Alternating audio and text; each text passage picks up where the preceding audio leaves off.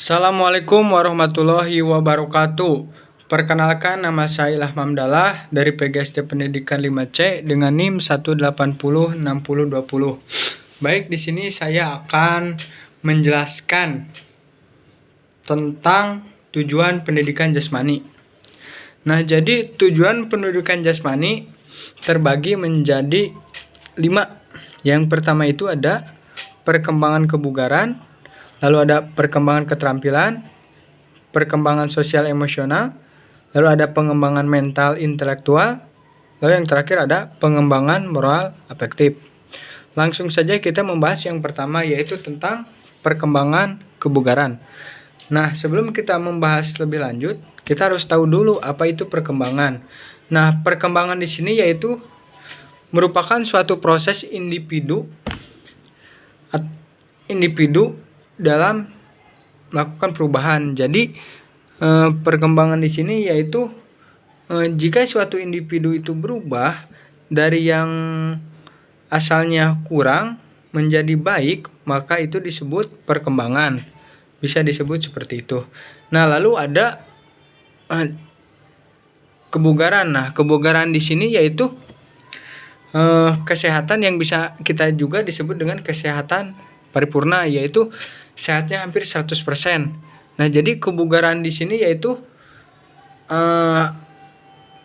terbentuk karena adanya kekuatan otot, daya tahan otot, kecepatan, koordinasi, kekuatan, dan keseimbangan.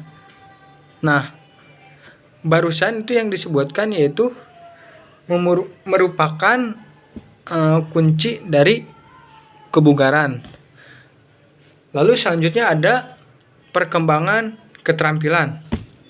Nah, perkembangan keterampilan di sini yaitu mencakup 3 gerakan.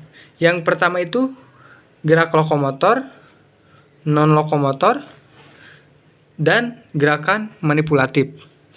Nah, gerakan lokomotor yaitu gerakan berpindah tempat.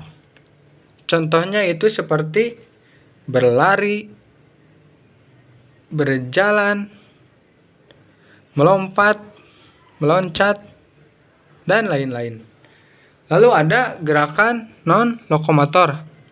Nah, gerakan non-lokomotor ini biasanya yaitu gerakan yang diam di tempat.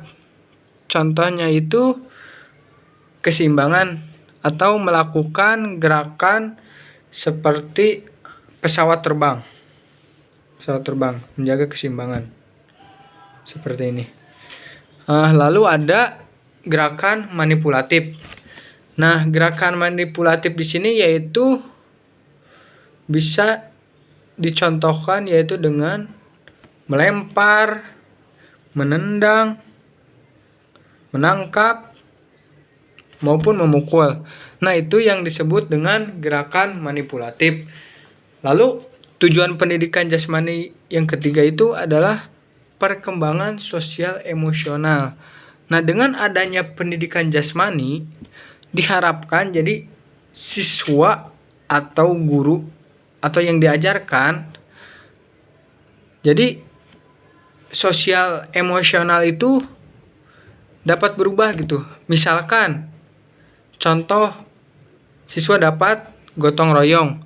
Nah, itu kan merupakan kegiatan sosial yang menyebabkan atau membuat anak tersebut menjadi rukun. Lalu ada sportivitas. Nah, sportivitas di sini juga berhubungan dengan pendidikan jasmani karena pendidikan jasmani hampir berhubungan juga dengan olahraga. Nah, tentunya dalam olahraga harus ada sportivitas. Nah, jadi sportivitas di sini yaitu bisa menahan gitu. Jadi menahan emosional yang dimilikinya. Jadi tidak meluapkan meskipun dia kesal, namun dengan adanya sikap sportivitas maka siswa atau anak tersebut tidak akan melakukan hal-hal yang tidak diinginkan. Lalu ada toleransi. Nah, toleransi di sini yaitu merupakan perkembangan sosial emosional yang sangat baik menurut saya. Karena bagaimanapun dengan adanya toleransi antara guru misalkan dengan siswa, maka suatu kegiatan pendidikan jasmani akan berjalan dengan baik. Seperti itu.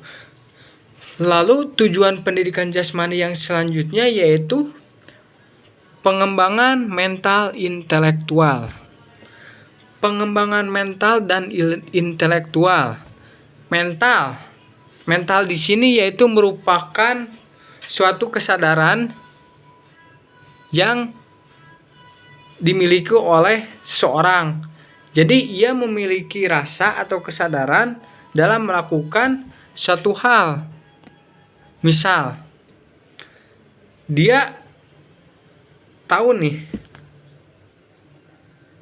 akan bermain sepak bola atau akan bertanding. Nah, mental di sini memiliki atau mempunyai rasa gitu. Jadi, bagaimana nih besok mau tanding? Apakah takut kalah lah, takut apa? Nah, jadi dengan adanya pendidikan jasmani, mental si anak tersebut atau siswa tersebut yang akan bertanding akan istilahnya akan naik. Nah, bisa juga dengan guru memberikan latihan mental terhadap anak tersebut. Seperti itu, seperti di sekolah-sekolah dasar lah.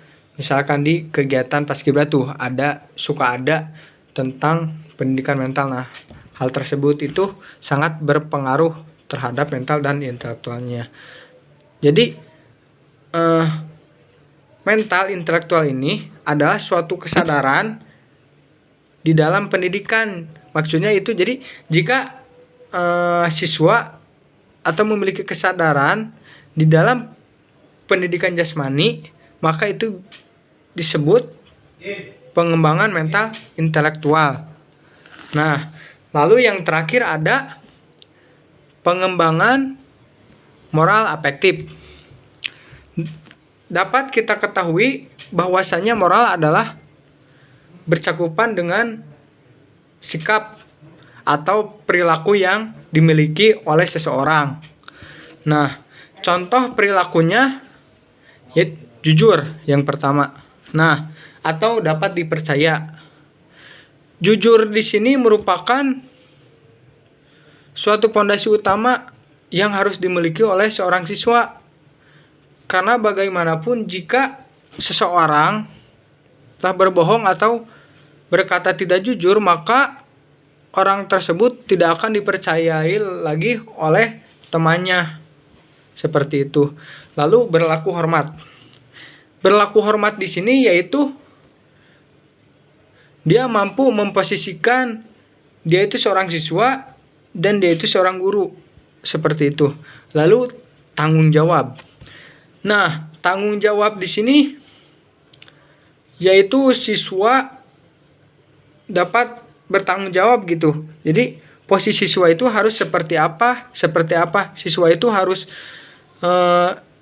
mengetahui atau harus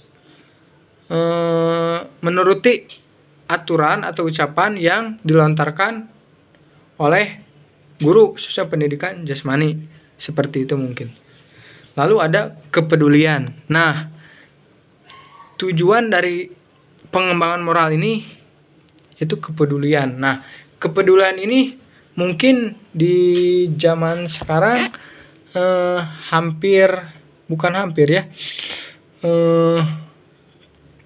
bisa dikatakan udah gimana ya, bukan tidak ada, sedikit. Jadi, nah, kepedulian di sini sangatlah perlu dimiliki oleh siswa karena bagaimanapun kepedulian adalah hal yang positif. Lalu ada keadilan. Nah, keadilan di sini yaitu mencakup misalkan keadilan guru, yaitu guru berhak menerima atau memaparkan suatu ilmu yang ia ketahui terhadap muridnya. Nah, itu suatu keadilan. Jadi apa yang dia ketahui wajib dilontarkan terhadap murid tersebut. Nah, lalu ada kedamaian. Kedamaian di sini merupakan suatu dambaan dari kesekian semua tujuan pendidikan jasmani. Karena bagaimanapun dengan adanya kedamaian maka tidak akan adanya bullying di sekolah dasar, sekolah menengah maupun SMK. Dengan adanya kedamaian maka siswa akan hidup rukun, sosialnya akan baik, komunikasi dengan siswa akan baik, tidak akan minder. Nah, hal tersebut merupakan hal positif yang ada dalam pengembangan moral.